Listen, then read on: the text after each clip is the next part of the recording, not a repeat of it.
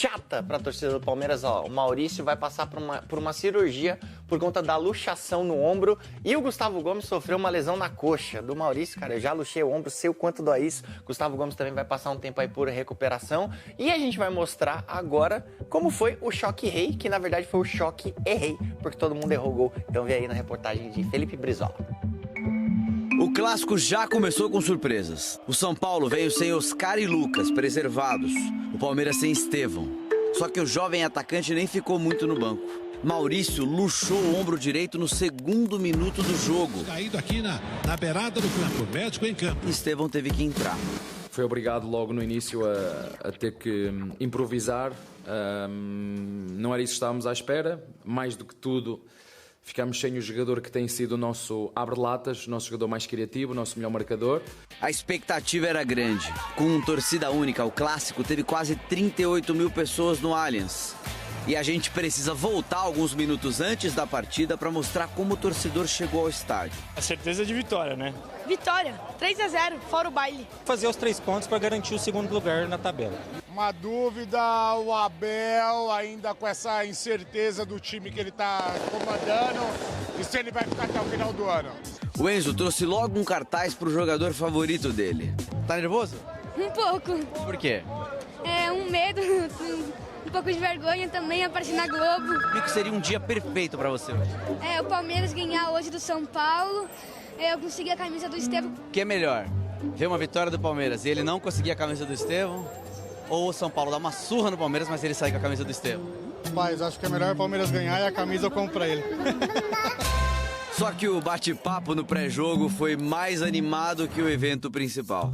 O que nenhum torcedor previu é que seria um clássico morno, com muitos erros individuais e poucas chances de gol. Flávio Rodrigues de Souza trombou com o Richard Rios, caiu de bumbum no gramado.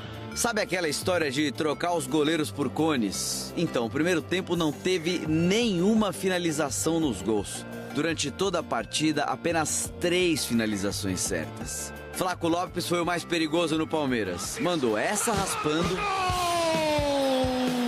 E se não fosse Rafael, teria marcado de cabeça. Chance clara de gol, Lopes sobe. Nem tinha muito ângulo, mas cabeceou muito bem. No São Paulo, Lucas entrou no jogo e recebeu com espaço a primeira bola que chegou. O Everton salvou. Mas foi só. O time do Morumbi ficou lá atrás e torceu pro tempo passar porque o empate garantia a classificação. Hoje ninguém terminou machucado. Competimos bem até parte do segundo tempo.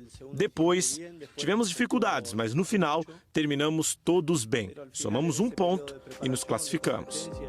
O 0-0 rendeu vaias no fim do jogo. É que agora o time não depende mais dos próprios resultados e torce contra Ponte Preta e São Bernardo nas 2 últimas rodadas. No grupo de São Paulo, por exemplo, se calhar estávamos à frente, não era? O que querem que eu vos diga? Querem dizer mal de Palmeiras? Podem dizer mal de Palmeiras, que nós já estamos habituados a lutar contra tudo e contra todos. Se calhar este título é muito mais importante, tem muito mais peso para um Corinthians, para equipas, para um Santos que não têm ganho há muito tempo, do que se calhar para o Palmeiras. Mas isso não significa que a nossa ambição não seja em todos os jogos lutar para ganhar, como foi hoje. Agora, Massa, começando por você. Qual afirmação é a mais correta? Tirando o Corinthians, nós somos os melhores. O Corinthians e o Santos precisam mais do que o Palmeiras. Não entrar nessa vez que o Abel falou, mas ele falou sobre isso também. Ou faltam peças? Não, cara, acho que todas têm algum fundo de verdade, né? É verdade que o Palmeiras seria líder, ou teria classificado nos outros grupos, mas isso é uma justificativa patética de um clube, né, que justifica ter campanhas piores que a Ponte e o São Bernardo, que estão na Série C do Campeonato Brasileiro. E enfrentaram os mesmos adversários do Palmeiras. E começaram a temporada no mesmo tempo e hora que o Palmeiras. Terminaram uma semana antes, a Ponte foi rebaixada para a Série C. Teve várias mudanças no elenco. O São Bernardo não. O São Bernardo é uma SAF, o São Bernardo mantém uma coerência de técnico, de modelo de jogo. Aí é um pouco diferente, né? Talvez se o Palmeiras estivesse em outro grupo, teria até mais 3 pontos, porque teria jogado contra ele Palmeiras, né? Então, essa justificativa é mais ou menos parecida com aquela do ano passado, que faltou sorte no sorteio, lembra? Então... E você já antecipava que essa situação viria. Se tivesse encalacrado, ia comparar com os outros grupos, né? A pontuação geral. Você falou isso semana passada. As frases dele são corretas, mas quem tem que falar isso é a gente, não um profissional que está no meio de um clube, entendeu? Então, assim, essa análise quem tinha que fazer era o Anderson Barros, que é o diretor executivo do Palmeiras. É bom a gente estudar, sabe, cara, reciclar é importante demais. E está nas prerrogativas de um diretor remunerado de futebol, gerente, CEO e tal, que comanda 1,3 bilhão, podendo chegar a 1,5 bilhão, se relacionar com a comunidade, falar com as pessoas, aliviar para os players que estão ao lado dele. Mas como Abel, Leila e Anderson formam um trio, né? É uma corrente, é muito difícil criticar. Ontem, tem um sinal na coletiva que, pela primeira vez, o Abel falou, mas não sou eu que tenho que falar sobre isso. O planejamento foi feito na última semana do ano passado, na qual o Abel permaneceu mais uma semana aqui. Os jogadores já estavam de férias e já se sabia que o Zé Rafael ia sair, que o Rony ia sair, que o Flaco é um bom jogador, mas que ele não é um jogador para ser o centroavante titular de uma equipe que tem recurso, né, que tem qualidade, condições de contratar um jogador mais pronto, né, para a posição. Já se sabia que o Bruno Rodrigues não ia fazer parte dos primeiros 3 meses da temporada. Ele está há 2 anos sem jogar, com 2 lesões, uma lesão em cada joelho. Já se sabia que o Paulinho não ia jogar em março, só vai jogar em março. Então, que o Rony ia sair, que o Vitor Reis praticamente, como já se sabe que o Richard Rios vai sair depois do Mundial e o Estevão vai sair depois do Mundial, tudo isso a gente já sabe, eles também sabiam disso.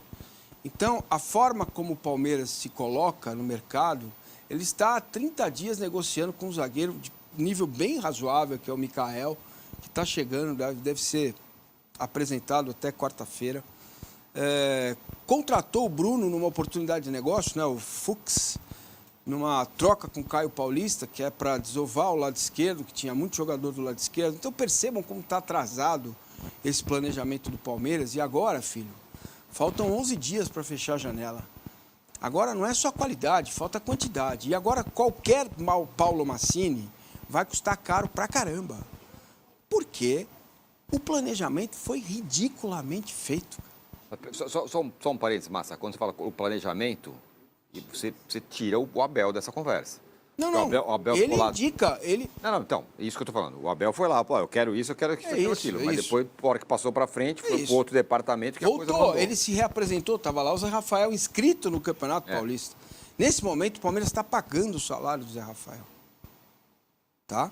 Estava inscrito no Campeonato Paulista. O Rony estava inscrito no Campeonato Paulista. O menino estava inscrito no Campeonato Paulista. Certo? Então, tiraram 5 jogadores da Copinha. Eles iam jogar a Copinha. Eles iam subir. O Abel já havia alertado. Eles iam subir. Então, isso é reflexo de um time ensimesmado e que eu ouço bastante de pessoas próximas da gestão seguinte. Time muito vencedor, a gente está repetindo o que a gente já fez e deu certo, tem muito exagero, o Palmeiras não está em crise, não dá para... o Palmeiras vendeu bastante, mas não é todo o dinheiro que entra para o clube. Claro que não é todo o dinheiro que entra para o clube. Tem comissão, tem imposto, tem empresário. Então seria melhor não vender, não ter, ou ter os jogadores, então. Já que você não reinveste esse dinheiro, né? Então, cara, está tudo posto aí e o reflexo está em campo. O lastro, aquilo que o Abel tem de todos os títulos que ganhou, ele usa isso para falar em nome de incompetentes que são parceiros dele. Primeiro, a presidente Leila Pereira, para se comunicar, um horror, cara. Ela ontem disse que o 9 é um karma na vida dela. Não é um karma, presidente, é uma necessidade. Desde Luiz Adriano que o Abel está se virando e se reinventando. Certo? O Rony, tira o Rony, põe o Rony, falso 9, 2. Ontem, o modo de jogar, o Flaco só estava em campo porque o Estevão está doente. Então o Palmeiras foi obrigado, com 3 minutos de jogo, a colocar um moleque de 17 anos doente em campo, porque se você olhar para o elenco que restou no banco de reservas, tinha o Lomba, no que restou o Luigi, o Vanderlan, o Benedetti, era o que restou no banco para fazer as mudanças. O que ele podia pôr, ele pôs o Marcos Rocha, o time melhorou um pouco na qualidade no passe, do lado direito. Ele colocou o Aníbal como 8, o Aníbal não é 8, até que ele foi razoavelmente bem, ó, fez essa jogada aí que a gente está vendo, né? E em jogo assim, difícil, jogando mal, precisando ganhar, você tem 2 chances, você tem que matar o jogo, você tem que fazer o gol. E o Flaco não é este jogador para esses lances decisivos. Já fez gol contra o São Paulo, é um bom jogador, não é um jogador para o Palmeiras falar assim, não presta, não. O torcedor do Palmeiras fala, não presta e tal. E tem, diante deste quadro, né, que está pintado aí, tem uma coisa que é muito mais grave, que é uma dissociação total da comunidade com o Palmeiras. Eu já vi isso acontecer na história do Palmeiras e o resultado é trágico. O Palmeiras terá, classificado ou não, a partir do dia 28 de março, São Paulo, Corinthians, São Paulo e Corinthians em casa, Santos fora. Internacional fora, no próximo fim de semana, não é nessa ordem, tá? Internacional fora, no próximo jogo é o Fortaleza lá em cima. Botafogo, Flamengo, Botafogo e Flamengo em casa, Cruzeiro fora. Tá? Então eu estou elencando aqui 8 jogos desse início de Campeonato Brasileiro, que é só o que mais me preocupa, né? Além de pontuar que não se classificar no estadual é uma vergonha, ganhar ou não é outra conversa, time grande tem que chegar entre os 4, ponto. Tendo rodízio, planejamento mal feito, tanto faz, né? Não é verossímil você achar que a justificativa de ter mais pontos que os outros nos outros grupos é válida. Não é válida, porque você jogou num grupo com 2 times da Série C, com todo o respeito, né? Então, e faltam 11 dias para fechar a janela.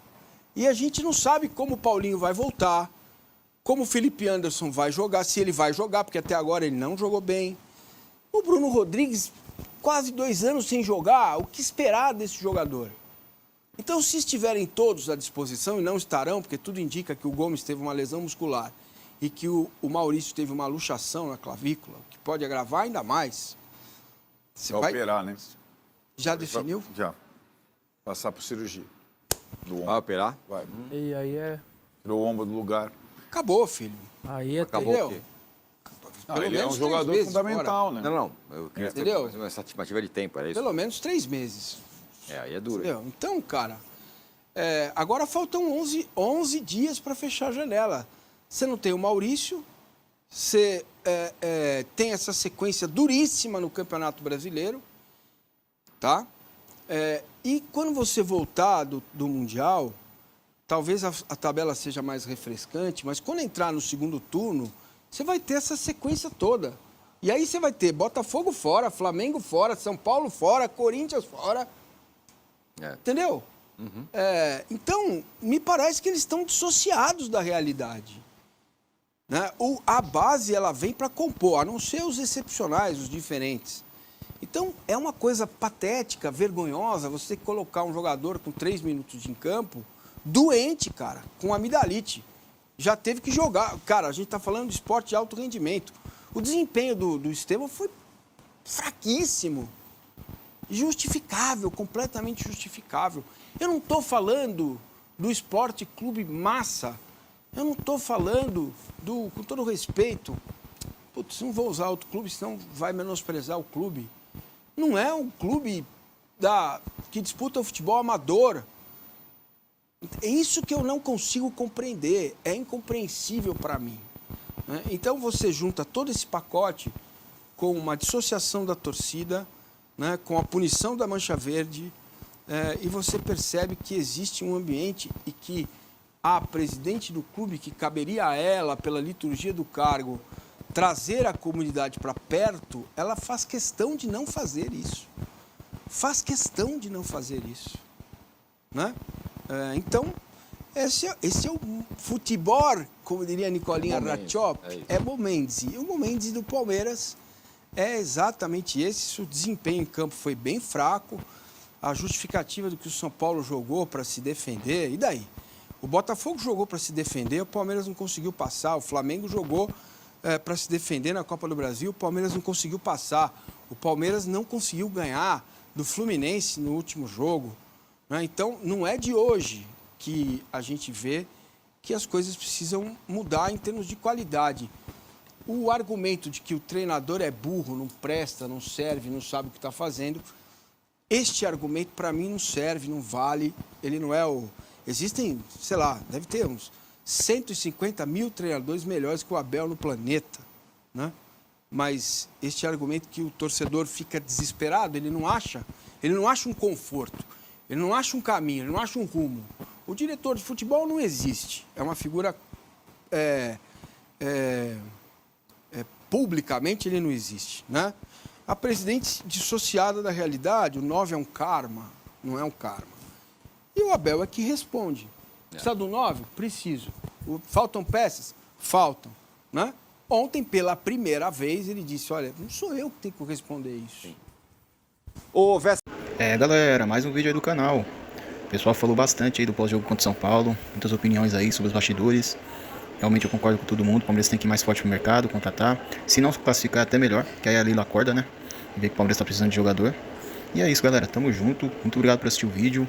Dá o like, compartilha, se inscreve no canal, beleza? Tamo junto, palestra!